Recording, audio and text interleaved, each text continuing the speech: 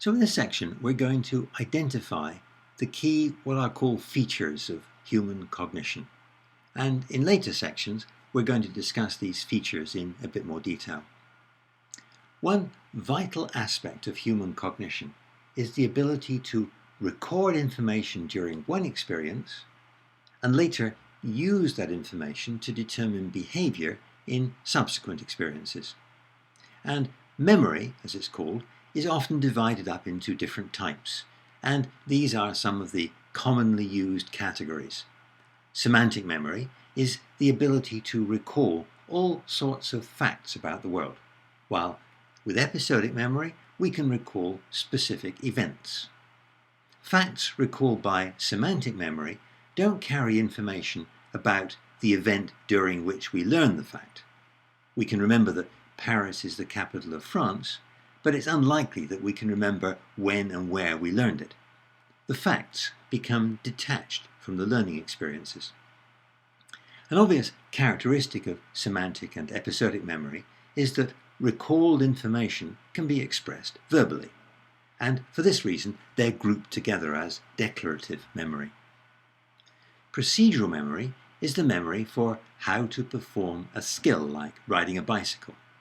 Unlike declarative memory, we find it hard to describe in detail exactly how we perform the skill.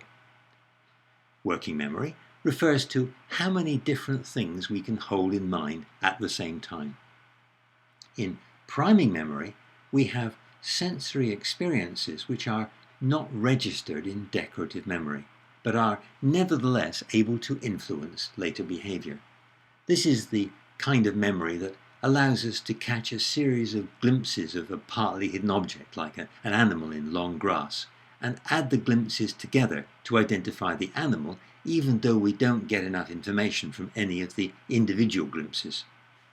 The potential use of this memory type in advertising attracted a lot of attention a number of years ago, with the suggestion that messages like "drink Coke" flashed very briefly on a movie screen might increase sales. Such an effect may be present, but it's very weak. Prospective memory is the ability to hold information on the intention to do something in the future, like keeping an appointment. It's one of the first types of memory to show deterioration in dementias, probably because it depends on combinations of all the other types. Now, there are lots of other cognitive features that in fact all use memory to varying degrees. We can express our thoughts verbally in a way that allows other people to experience similar thoughts.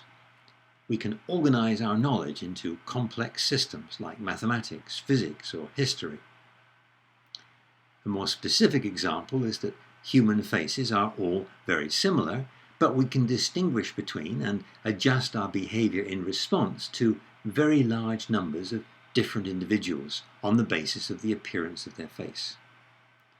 We can imagine and plan for future events, one example being the ability to create tools well in advance of the task for which they're going to be needed. And we consider ourselves to be conscious in a way that perhaps differs from the consciousness of any other creature.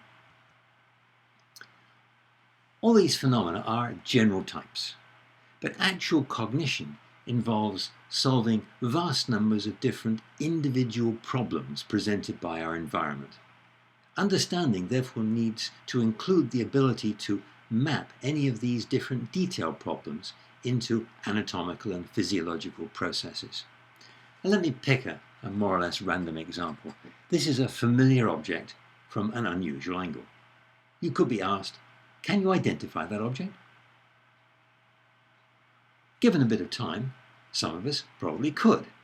We're certainly aware that some activity is happening in our brains in response to the problem. So the question is, what's the nature of that activity in anatomical and physiological terms, and how does it address the problem? Incidentally, the object is a pair of scissors. We're constantly solving cognitive problems presented by our environment. Not necessarily puzzles like this, but problems like what to say next in a conversation, how to illustrate a thought with an example, what to do next in the course of our day, whether or not to contact a particular person, and so on. In many cases, these cognitive problems are solved using complex combinations of major brain features. So in the next few sections, we'll go through these features and discuss their characteristics at the psychological level.